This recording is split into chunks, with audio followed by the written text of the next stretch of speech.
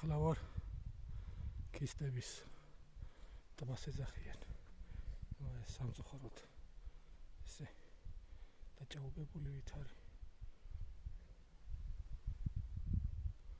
ეგ მაღლა წყაროა, კაიცივი წყარო მოდის. ორდერი იქ მიდის.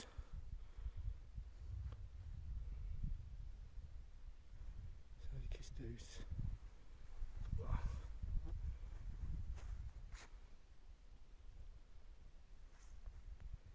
აი მატლს უარი ბარებენ. აი ქვესტოვებენ. ეცხვარეები. მაღლა ბინებია. ეს არის საკისტო.